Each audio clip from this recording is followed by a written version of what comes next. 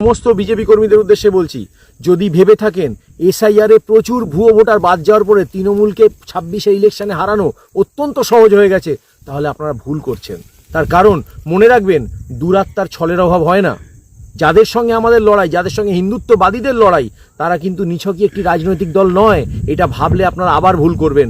তারা হচ্ছে একটা বড় কোম্পানি। এই পশ্চিমবঙ্গের প্রত্যেকটা অলিতে গলিতে, আনাচে কানাচে যারা তোলাবাজ, গুন্ডা, যারা সিন্ডিকেটবাজ, যারা মোস্তান, যারা ধর্ষণকারী, তারা সকলে কিন্তু এই কোম্পানির সঙ্গে যুক্ত। ভালো করে খেয়াল করে দেখুন, এই কোম্পানির তাদের যুক্ত থাকার একটাই শর্ত, এখান থেকে তারা প্রচুর পরিমাণে পয়সা ইনকাম করে এবং 75-25 রেশিওতে মালিকের কাছে কিন্তু সেই অর্থের ভাগ পৌঁছে দেয়।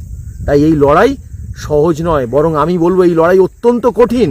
আর এই কঠিন লড়াইতে লড়তে গেলে সকলের এক হয়ে লড়াইটা লড়া অত্যন্ত প্রয়োজন। পুরো হিন্দু শক্তিকে এক হতে হবে, সমস্ত হিন্দুত্ববাদী সংগঠনকে এক হয়ে লড়াইটা লড়তে হবে। তাই আপনাদের হৃদয়টাকে বড় করুন। আমি আবার বলছি বিজেপি কর্মীদের উদ্দেশ্যে, আপনাদের হৃদয়টাকে বড় করুন। জানি আপনাদের মধ্যে হয়তো একটা দ্বিধাদ্বন্দ্ব থাকবে, কে নতুন কে পুরনো, প্রত্যেক রাজনৈতিক দলে থাকে, কে ভালো কে খারাপ। মন খারাপ করবেন না, কারণ এই লড়াইটা সমস্ত দ্বিধাদ্বন্দ্বকে দূরে সরিয়ে রেখে এক ছাতার তলায় একযোগে লড়াই করতে হবে। না হলে পরে কিন্তু এই তৃণমূলকে সরানো সম্ভব হবে না।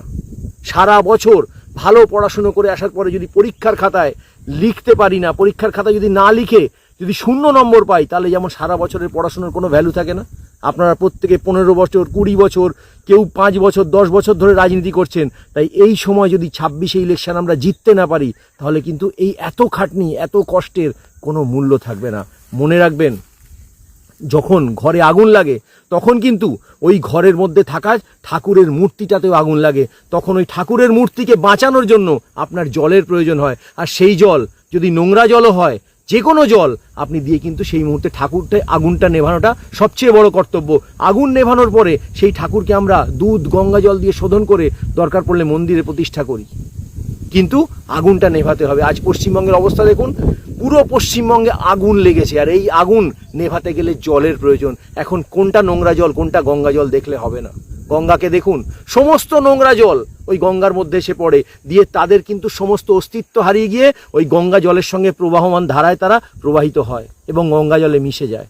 যদি এই সমস্ত নোংরা জল আগামী দিনে গঙ্গা জলের সঙ্গে মিশে যদি পবিত্র হতে পারে, যদি গঙ্গা জলে মিশে যায়, তাহলে তারা পূজিত হবে। আর যদি তারা না হয়, যদি সেই সমস্ত নোংরা জল গঙ্গা জলে মিশেও, গঙ্গায় এসেও যদি তাদের স্বতন্ত্রতা বজায় রাখে, তখন কিন্তু তারা আর পূজিত হবে না।